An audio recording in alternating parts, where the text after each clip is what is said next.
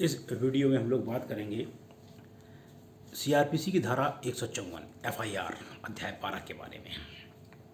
FIR क्या है? जब संज्ञेय मामले की कोई इत्तला पुलिस थाने के भार साधक अधिकारी को दी जाती है। ध्यान रखिए, यदि लिख के दी गई है तो कोई बात ही नहीं है। यदि बिना लिखे दी गई है, किसी एक व्यक्ति ने जानकारी दी कि भाई इस क्षेत्र में एक लाश पड़ी हुई है, किसी को मारा है या कोई ऐसा अपराध हुआ है, उसने थाने में बताया जाके, तो थाने का भार साधक अधिकारी या तो स्वयं लिखे या अपने अधीनस्थ दीवान जी से कहे तुम लिखो। दीवान जी की जिम्मेदारी क्या है कि उसकी बातों को पूरा लिखें, पढ़ के सुनाएं, समझाएं और फिर उसका सार, जो एक राज्य सरकार द्वारा पुस्तक रखी रहती है, चाहे रोजनामचा कहते हैं, हम लोग जनरल डायरी कहते हैं, उसमें स्पष्ट करता है और उसकी एक प्रति सूचना देने वाले को देता है। यदि वो मौखिक रूप से दी गई है तो, लिखित रूप से दी गई है तो कोई बात ही नहीं। लेकिन यदि महिलाओं से संबंधित अपराध है 326 ए, 326 बी या 354 ABCD या 376 के बारे में, तो महिला पुलिस अधिकारी ही लिखे। ये 354 के बारे में बात कर रहे हैं हम लोग। और पता लगा कि यदि ऐसी स्त्री है जिसके सामने ऐसा अपराध हुआ है, वो मानसिक रूप से विक्षिप्त है, तो पुलिस अधिकारी स्वयं उसके पास जाए या जहाँ वो उसको सुरक्षित लगे वहाँ पर जाए और उसके बारे में पूरा नोट करे और उसका एक वीडियो बना दें। ये 154 का के बारे में है, खा में वीडियो बना देना है। और 154 का में क्या दे दिया गया है कि जो पीड़िता है, मान लीजिए 376 की पीड़िता है, तो पुलिस अधिकारी की जिम्मेदारी क्या है? 164 के 5 का के खंड का के अंतर्गत स्टेटमेंट तुरंत न्यायिक मजिस्ट्रेट के सामने नोट करा दे उसका। 154 2 में क्या है कि जो सूचना देता है उसकी एक निःशुल्क प्रति उसे प्रदान करें। अब पता लगा पुलिस अधिकारी ने रिपोर्ट नहीं लिखी, तो ध्यान रखिएगा, यदि पुलिस अधिकारी रिपोर्ट नहीं लिखता है संज्ञेय मामलों में, तो ललिता कुमारी वर्सेस यूपी स्टेट वाले मामले में स्पष्ट है कि यदि पुलिस अधिकारी संज्ञेय मामले में रिपोर्ट नहीं लिखता है तो आईपीसी धारा 166 के तहत पुलिस अधिकारी दोषी होगा। और लिखता भी है तो फिर 7 दिन के अंदर उसको जांच की रिपोर्ट देनी होती है। अब मान लीजिए एफआईआर नहीं लिखी गई, अब क्या करें? तो 154(3) पुलिस अधीक्षक अर्थात जिले के एसपी के पास जाएं, एक आवेदन दें या लिखित रूप से या एक रजिस्ट्री भेज दें आप उसको। तो पुलिस अधीक्षक अर्थात एसपी की जिम्मेदारी क्या है कि वो क्या करे और रिपोर्ट लिखवा दे। अब वहाँ भी नहीं लिखी गई, अब कहाँ जाएं? 156(3) पुलिस अधिकारी द्वारा अन्वेषण करने की शक्ति होती है कि जो मजिस्ट्रेट के आदेश के बिना कोई कर सकता है और कोई उसके मामले को प्रश्नगत नहीं किया जाता है। लेकिन 190 का खा के तहत पुलिस अधिकारी क्या है कि भाई इनकी रिपोर्ट लिखो, मतलब मजिस्ट्रेट के पास पावर है 190 के तहत, सीआरपीसी 190 के तहत आप इनकी एफआईआर लिखिए। अब पता लगा 156(3) के तहत भी एफआईआर नहीं लिखी गई।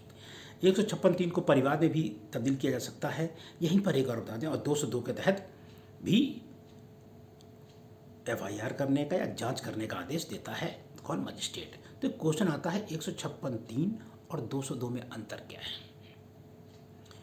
जब 156(3) के तहत न्यायिक मजिस्ट्रेट पुलिस अधिकारी को आदेश देता है कि इनकी एफआईआर दर्ज करें, तब मामले का संज्ञान नहीं लेता है। और 202 के तहत एफआईआर के लिए कहता है, तब मजिस्ट्रेट मामले का संज्ञान ले चुका होता है। बस ये अंतर है। मतलब 156(3) के तहत जब आदेश जारी करता है मजिस्ट्रेट तो मामले का संज्ञान नहीं लेता है, सिर्फ इनकी एफआईआर दर्ज करिए। और 202 के तहत मान लेता, अपराध का संज्ञान लेने के बाद करता है। ये मूल अंतर है। अब वहाँ भी नहीं लिखी गई, अब कहाँ जाएं? जब वहाँ भी एफआईआर नहीं लिखी गई, मान लीजिए परिवार में गए वहाँ भी नहीं लिखी गई, तो फिर 397 डीजी कोर्ट में पुनरीक्षण के लिए जाएंगे और 398 के तहत वो आदेश दे देता है। अब 397 के अंतर्गत पुनरीक्षण में भी नहीं लिखी गई, अब कहाँ जाएं? या तो 482 के तहत जाएं या फिर हाई कोर्ट में कहाँ जाएं? 226 के तहत रिट पिटीशन के अंतर्गत हम चले जाएं, तब एफआईआर लिखी जाएगी। अब एफआईआर क्यों लिखानी जरूरी है? जब तक एफआईआर नहीं लिखाई जाएगी तब तक क्या है, सीआरपीसी सक्रिय नहीं होगी। सीआरपीसी को सक्रिय करना है तो हमें क्या करना है, एफआईआर लिखाना अनिवार्य है। अब एफआईआर लिख गई तो एफआईआर का महत्व क्या है? तो एफआईआर एक सारवान तथ्य नहीं है, सारवान साक्ष्य नहीं है, लेकिन कुछ है। जैसे क्या है, 157 के अंतर्गत,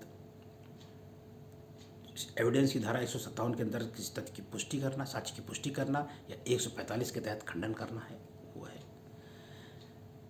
आचरण के, जिसने अपराध किया वही लिखाने जा रहा है एफआईआर, आचरण के, एविडेंस की धारा 8 के तहत आचरण के रूप में सुसंगत है। एविडेंस की धारा 11 प्ली ऑफ एलिबाई, अर्थात वो उस दिन उपस्थित था जहां पे एफआईआर लिखा रहा है, उसके तहत सुसंगत है। एविडेंस की धारा 21 के तहत अन्यथा सुसंगत है। फिर एक मामला ये आता है कि जिस व्यक्ति ने एफआईआर लिखाई बाद में वही अपराधी निकला, क्या उसे अपराधी माना जाएगा? तो एविडेंस की धारा 25 क्या कहती है, पुलिस से की गई संस्वीकृति अमान्य है, नहीं मानी जाएगी। फिर ये मामला आया कि भाई एफआईआर तो हमने लिखा दी,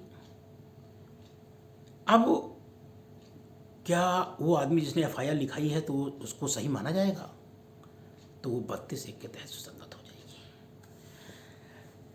देर से लिखाई गई एफआईआर, यदि देर से एफआईआर लिखाई गई है, उसका कारण दे दिया गया है कि इस कारण से देर हुई है, तो उस पर कोई प्रभाव नहीं पड़ेगा।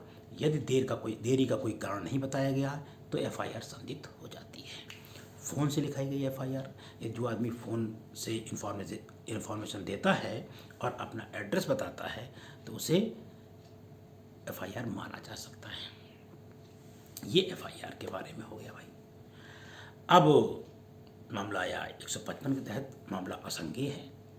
154 में तो संज्ञेय मामला था, संज्ञेय मामला जिसमें सज़ा 3 साल से ऊपर है, असंज्ञेय मामला जिसमें 3 साल से सज़ा कम है। यदि कोई व्यक्ति, एनसीआर बोलते हैं, असंज्ञेय मामले के अंतर्गत अपराध की सज़ा लेने, अपराध के लिए एफआईआर लिखाने गया थाने, तो थानेदार क्या कहेगा, आपकी एक कापी ले लेगा, उसे रोजनामचा में दर्ज कर लेगा, कहा मजिस्ट्रेट के पास जाओ, और जब तक मजिस्ट्रेट आदेश नहीं करेगा तब तक वो करेगा नहीं। 2 में मजिस्ट्रेट के पास आदेश लो, 3 में मजिस्ट्रेट आदेश दे देता है तो पुलिस थाने का भारत साधक अधिकारी बिना वारंट की गिरफ्तारी के सिवाय ऐसे इन्वेस्टिगेशन करेगा जैसे पूरे मामले संज्ञेय है। ये 155(3) है। 155(4) क्या कहती है, इन्वेस्टिगेशन के दौरान पुलिस अधिकारी को पता चला आधा मामला संज्ञेय है, आधा मामला असंज्ञेय है, तो पूरा मामला संज्ञेय माना जाएगा। ये है 155। 156 में क्या है, पुलिस अधिकारी द्वारा इन्वेस्टिगेशन, मजिस्ट्रेट की कोई जरूरत नहीं है, वो इन्वेस्टिगेशन कर सकता है, और ये प्रश्न रचना किया जाएगा कि क्यों कर रहा है, क्यों नहीं कर रहा है। 156(3) बहुत इंपॉर्टेंट है, जो 190 के तहत आदेश प्राप्त करता है। मजिस्ट्रेट आदेश देता है थाने को कि एफआईआर लिखिए। अन्वेषण की प्रक्रिया 157 में है, पुलिस अधिकारी को चाहे एफआईआर दर्ज हो या कहीं से कोई जानकारी मिले कि अपराध हुआ है, इसकी जानकारी मजिस्ट्रेट को देगा और इन्वेस्टिगेशन के लिए चल देगा। मतलब कहीं से कोई जानकारी मिले, बस मजिस्ट्रेट को क्या करेगा, इन्फॉर्मेशन करेगा और इन्वेस्टिगेशन के लिए वो शुरुआत कर देगा, और उसे कोई ये नहीं कहेगा कि कैसे जा रहे हो कि नहीं जा रहे हो, करेगा वो। रिपोर्ट कैसे दी जाएगी, 158। जांच और विचारण की शक्ति मजिस्ट्रेट की है 159 में। 60 में क्या वर्णित है कि साक्ष्यों की पुलिस थाने में हाजिरी की अपेक्षा। कोई एक संज्ञेय अपराध, इस अध्याय अर्थात 12 के तहत कोई अपराध संज्ञेय अपराध दर्ज हुआ है, एफआईआर दर्ज हुई है, और हमें मालूम है पुलिस अधिकारी को उसके क्षेत्राधिकार के अंदर एक ऐसा व्यक्ति है जिसे इसके बारे में जानकारी है, तो उसे बुला लेगा कि बोला आप आ जाइए, थाने आके आइए और इस बारे में जानकारी दीजिए आगे, तो उसको आना पड़ेगा। लेकिन 15 वर्ष से कम बालक है, 65 वर्ष से अधिक कोई एजेड आदमी है और मानसिक रूप से विकृचित है, उसको बुलाएगा नहीं। और स्त्री को नहीं बुलाएगा, स्त्री जहाँ सुलभ उसे सही लगे उस जगह उसे खुद जाए पुलिस वाला। और यदि पुलिस वाला किसी स्त्री को या किसी कोई ऐसी जगह बुलाना चाहता है तो 162 के तहत उसका खर्चा भी कर दे। एक है इसमें केस नंदिनी सतपथी वर्सेस पियलदानी। यदि किसी स्त्री को पूछताछ के लिए थाने बुलाना, ये 160 का उल्लंघन है। 161 में क्या है, पूरा बयान दर्ज होगा, पुलिस अधिकारी उसका बयान दर्ज करेगा और जो बयान लेगा साक्षी का तो कितनी बार बताएगा, उसे अपराध के फंसाने वाली ना हो, उसको सारी जानकारी 161 के तहत दे देगा। 62 में ये कहा गया है कि पुलिस अधिकारी क्या नहीं करेगा, जो जिस व्यक्ति से साक्ष्य लिया जा रहा है उससे हस्ताक्षर नहीं कराएगा।